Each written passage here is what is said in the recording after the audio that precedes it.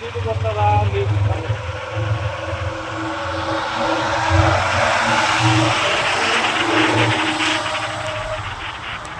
ನೋಡಿ ಸ್ನೇಹಿತರೆ, ಶ್ರೀ ಸಿಮೆಂಟ್ ಕಂಪ್ನಿಯ ಒಂದು ಒಳ್ಳೆ ಕೆಲಸ. ಜಮೀನು ರೈತರ ಭೂಮಿ ಖರೀದಿ ಮಾಡಿ ಕಂಪ್ನಿ ಹೋಗೋ ದಾರಿ ಮಾಡಿಕೊಟ್ಟಿದೆ 2 ಕಿಲೋಮೀಟರ್. ಇದು ಶ್ರೀ ಸಿಮೆಂಟ್ ಕಂಪ್ನಿ ಒಳ್ಳೆ ಕೆಲಸ. ಇದು ಈ ರೀತಿ ಮಾಡಿದ್ರೆ ಯಾರಿಗೂ ತೊಂದರೆ ಆಗಲ್ಲ.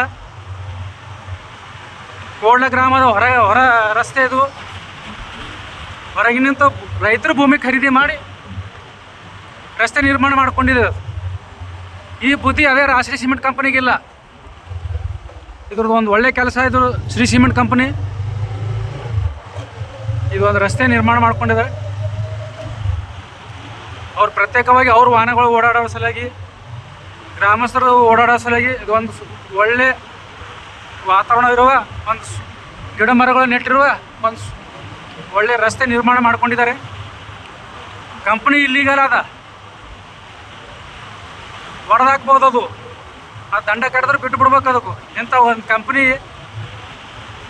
ದಂಡ ಕಟ್ಸ್ಕೋಬೇಕು. ಎಲ್ಲ ಕಂಪ್ನಿಗಳು ಏನವ, ಕೆಲವು ಅತಿಯಾದ ಕಲಬುರಗಿ ಜಿಲ್ಲೆಯಲ್ಲಿ ಅತಿಯಾದ ಸಿಮೆಂಟ್ ಕಂಪ್ನಿಗಳು ಬರ್ತಾಯಿದ್ದಾವೆ.